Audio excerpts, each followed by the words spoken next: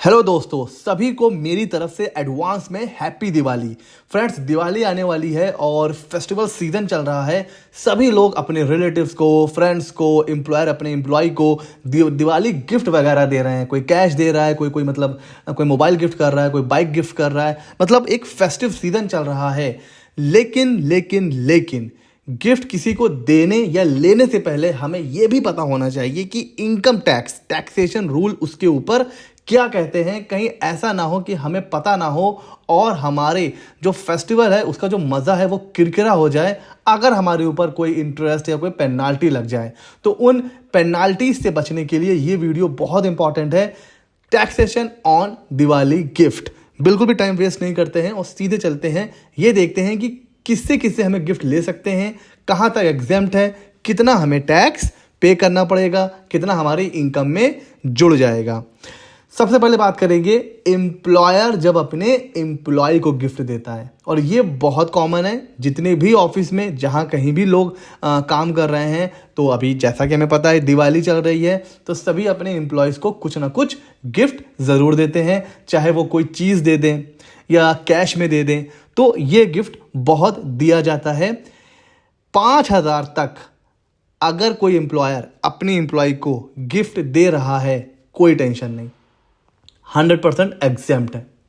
लेकिन अगर कोई एम्प्लॉयर अपने एम्प्लॉय से बहुत ज़्यादा खुश है और वो 5,000 से ऊपर का गिफ्ट दे देता है, तो वो पूरा का पूरा गिफ्ट क्या माना जाएगा? सैलरी ही माना जाएगा। और ये पूरा ईयर की लिमिट है। पूरे ईयर में एक एम्प्लॉयर अपने एम्प्लॉय को 5,000 रुपए से ज़्यादा का गिफ्ट नहीं दे सकता है। अगर देगा तो वो उस एम्प्लॉय की सैलरी मानी जाएगी। जैसे फॉर एग्जांपल राहुल को 10,000 रुपए कैश गिफ्ट मिला एम्प्लॉयर की तरफ से दिवाली पर, तो ऐसा नहीं है कि 5,000 से ऊपर जितना है वो सिर्फ टैक्सेबल होगा। पूरा का पूरा 10,000 टैक्सेबल हो जाएगा। और जब वो ITR 1 फाइल करेंगे तो उसमें इस कैश गिफ्ट को एज अ सैलरी दिखाएंगे। तो जिनको भी अपने एम्प्लॉयर से गिफ्ट मिला है वो चेक कर लें कि भाई 5,000 से एक्सीड तो नहीं कर रहा है। और सिर्फ कैश नहीं, कोई भी चीज़, सपोज कोई मोबाइल गिफ्ट कर दिया, उसकी वैल्यू है 15,000, 20,000। तो अगर कोई भी चीज़, मोबाइल हो गया या कोई यूज़ करने वाली कोई चीज़ है, अगर उसकी वैल्यू 5,000 से ऊपर है तो वो भी पूरी की पूरी सैलरी का ही पार्ट माना जाएगा।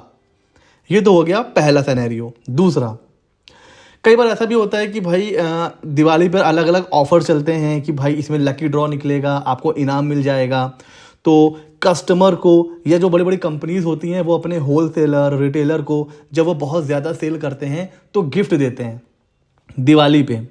तो अगर आप अपने कस्टमर को कोई गिफ्ट दे रहे हैं, अपने किसी वेंडर को कोई गिफ्ट दे रहे हैं दिवाली की ओकेजन पर या कैसे भी, तो आपको एक चीज़ का ध्यान रखना है कि अगर उस गिफ्ट, उस रिवॉर्ड, उसकी वैल्यू 20,000 से ऊपर है, जैसे एक मोबाइल गिफ्ट कर दिया आईफोन, ठीक है, या फिर किसी को टीवी गिफ्ट कर दी कि भाई ये आपका इनाम निकला हुआ है 1,00,000 रुपए की टीवी, या आपने अपने वेंडर को 1,00,000 रुपए गिफ्ट दे दिया as a TV, mobile, bike, कुछ भी, तो पहले उसकी वैल्यू का 10% अंडर सेक्शन 194R इसमें आप जो है TDS जमा करोगे और फिर आप उसको गिफ्ट दे सकते हो। ये किसके लिए है? अपने कस्टमर एंड वेंडर्स, या फिर कोई एसोसिएट है, आपका पार्टनर है, मतलब कुछ भी, उनके लिए है सेक्शन 194R।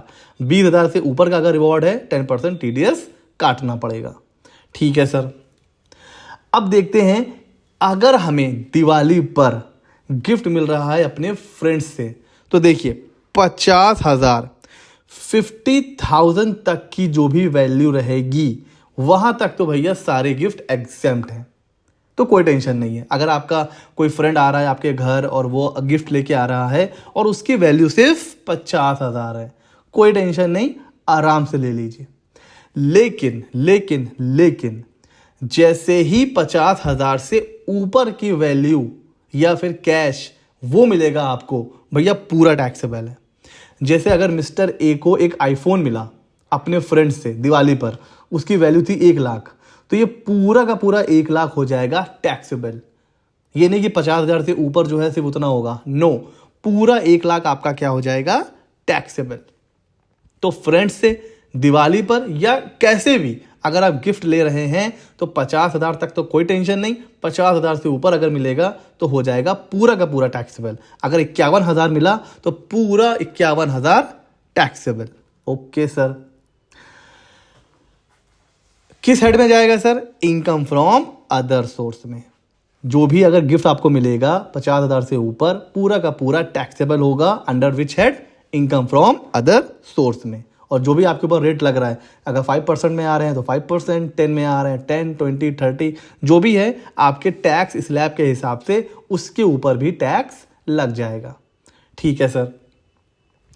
सर अगर हमें रिलेटिव से मिल रहा है गिफ्ट, भाई दिवाली चल रही है, मेरे भाई ने मुझे कुछ गिफ्ट कर दिया, सिस्टर ने कर दिया, मेरे पेरेंट्स ने मुझे कर दिया, मेरे ग्रैंड पेरेंट्स ने मुझे कर दिया, तो अगर रिलेटिव से मिल रहा है गिफ्ट तो वो पूरा एग्जेम्प्ट है। लेकिन रिलेटिव्स भी बहुत क्लोज वाले, जैसे parents, sister, brothers, grand parents, son daughter, तो ये क्लोज जो रिलेटिव्स हैं उनसे अगर गिफ्ट मिल रहा है तो आप बिना किसी टेंशन के ले लीजिए। चाहे दिवाली हो, होली हो, कोई भी त्यौहार हो, आप त्यौहार ना भी हो, कैसे भी अगर आपको गिफ्ट मिल रहा है अपने रिलेटिव से, पूरा का पूरा एग्जेम्प्ट है।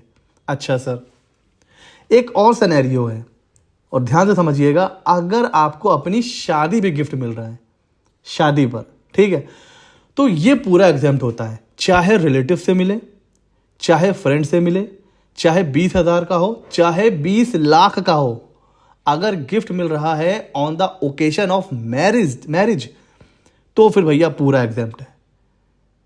ठीक हो गया जी। तो शादी में जो भी गिफ्ट मिलता है पूरा का पूरा हो जाता है एग्जेम्प्ट। इस प्रोविजन को ध्यान में रखिए और मुझे अब आप कमेंट सेक्शन में बताएंगे कि यहां पर एक टैक्स प्लानिंग हो सकती है, टैक्स की चोरी हो सकती है इस एक प्रोविजन के बेस पर। कौन सा प्रोविजन? कि मैरिज पर जितना भी गिफ्ट मिलता है, चाहे किसी से भी मिले, रिलेटिव्स, नॉन रिलेटिव्स, फ्रेंड्स, किसी से भी, वो पूरा एग्जेम्प्ट होता है। इस प्रोविजन के बेस पर आप मुझे कमेंट सेक्शन में बताएंगे कि क्या टैक्स प्लानिंग हो सकती है, कैसे हम शादी के ओकेशन पर टैक्स की चोरी कर सकते हैं, टैक्स की प्लानिंग कर सकते हैं। यह आप मुझे कमेंट सेक्शन में ज़रूर बताएंगे। और ऐसे ही इंटरेस्टिंग वीडियोस के लिए आप CA Media 24 को सब्सक्राइब ज़रूर कर लीजिए, वीडियो को लाइक ज़रूर करिए। मिलते हैं अगले नॉलेजेबल वीडियो में।